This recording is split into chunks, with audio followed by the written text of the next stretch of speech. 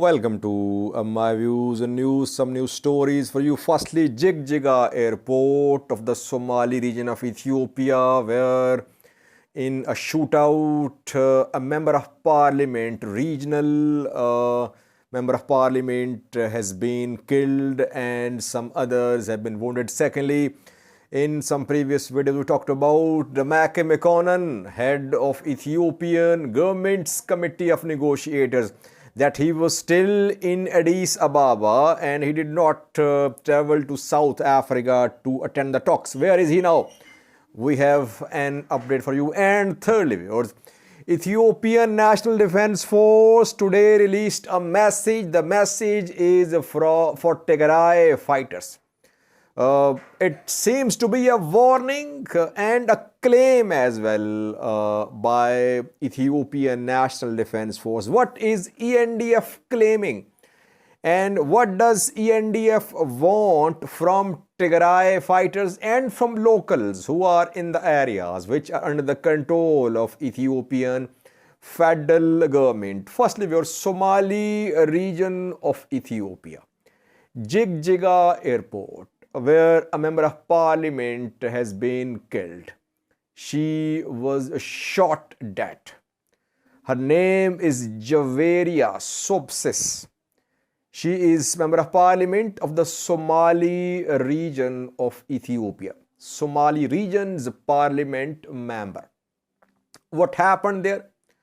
It's not clear. What we have learned is that inside the airport, Jigjiga airport, Somali region, there was a quarrel between a traveler and officer of Ethiopian federal police. The quarrel turned into armed confrontation. Federal police officer started firing, and those sitting nearby were hit. Intentionally or unintentionally, it's not clear. Several were injured. One high-level casualty is being confirmed, that of Jaweria Subcis. You can see her picture on your screen. She is a member of parliament. She has been killed. She died on the spot, reportedly. Several other were injured. Around 5 were injured reportedly, though no official word from the government so far. Another Somali region official is wounded. His name is Abdi Rashid Umar. And some other travelers were injured too. Overall details are very sketchy because government has not issued any statement so far. Why did Ethiopian federal police officer fire shots at civilians? Intentional or unintentional, it's not clear, but death of Jaweria Subcis is being confirmed. Some say the soldier who fired is in custody. He has been arrested. The airport was controlled. The airport was taken over by security forces. Somali region special forces, they took control of the security of the airport. They entered airport premises and flight operation was suspended reportedly. Overall situation is still tense. We are waiting for official statement from the regional government, but death of one MP is being confirmed. Condolences to her family. It seems that she was not the target, but she just was caught in the crossfire or in the fire opened by the officer, federal police officer. We don't know about the other side, the traveler. Did he fire or not? It's not clear. Most sources say only Ethiopian federal police officer opened fire. Secondly, viewers, Demeke Mekonnen, Deputy Prime Minister and Foreign Minister of Ethiopia, where is he? He is the head of 7-member committee of negotiators announced by Ethiopian government more than 3 months ago. So he should be in South Africa to lead the talks. Is he in South Africa? No, he is not in South Africa. Yesterday, Ethiopian government's delegation departed Addis Ababa. It arrived in uh, South Africa at noon, reportedly. Demeke was not part of the delegation. Then today, this morning, on Tuesday morning, Demeke was seen in Addis Ababa. He held some meeting with UNESCO officials. You can see some pictures on your screen. The pictures are from today, from Addis Ababa, where Demeke Mekonnen held some meetings with UNESCO, UN wings officials and some other officials too. So he is in Addis Ababa. He is not attending the ongoing talks in South Africa. What does it indicate? Does it mean that Ethiopian government has sent a lower level delegation to attend talks? Which isn't a good sign if a lower level delegation is attending talks on behalf of Ethiopian federal government.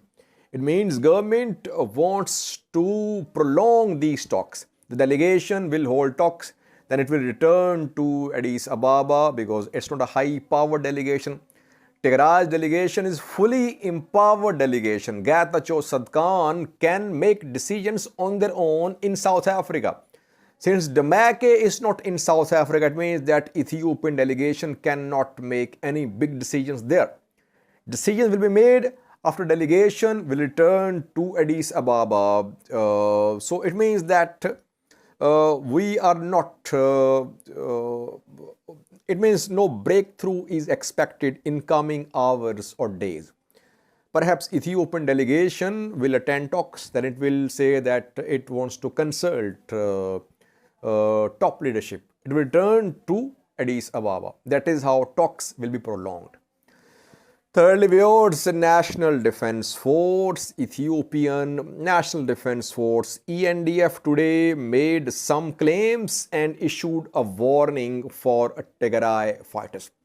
What did Ethiopian National Defense Force say through a message, a post on its page as well? ENDF says that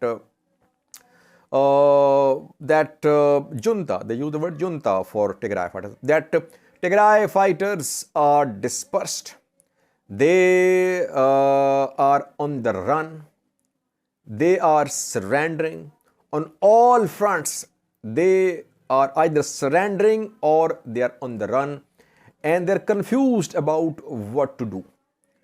So, claim, first claim. Secondly, ENDF says that these fighters from Tigray should surrender.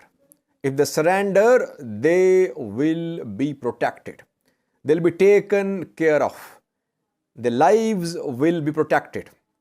And thirdly, ENDF is sending a message to the people of the areas which are under ENDF control, that the people should hand over Tigray fighters to Ethiopian Federal Forces. So if there are any Tigray fighters in, say, Aksum, Shire, Shiraro, locals should inform Ethiopian federal government that Tigray fighters are there, and locals should cooperate with federal forces.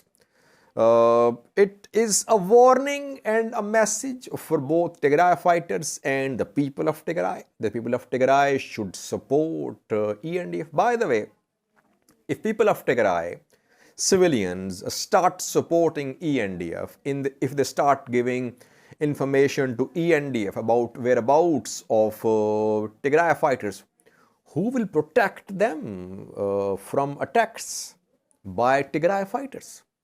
So people of Tigray are caught between the devil and the deep blue sea. If they choose one side, the other side will target them. Secondly, Tigray fighters, I don't think they'll surrender.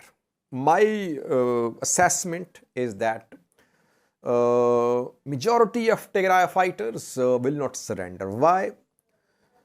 Because Ethiopian government could not create this impression impression, if it's the right word, that it is sympathetic toward the people of Tigray. Though government keeps on issuing statements, but Tigray's narrative is more well received. Tigray regional government's narrative is more well received in Tigray. And that narrative is that people of Tigray are under threat, that their lives under threat, that ENDF, EDF would try to wipe them out. And civilian killings are being reported in Shiraro, amnesty reported there. So that is why I don't think that majority of Tigray fighters will surrender. No, they will fight. They'll stand with Tigray Defense Force. That is my assessment. Maybe I'm wrong, but keeping in view the first, second, and the ongoing third rounds of fighting, I think Tigray fighters will not surrender. They'll fight. Those who are surrendering are the ones who had no option but to surrender because they were in a position in which they could not fight. But obviously there could be some who could be standing with Ethiopian National Defense Force. Let's see how many surrender after this ENDF statement. Let's see how many surrender. Thank you for watching.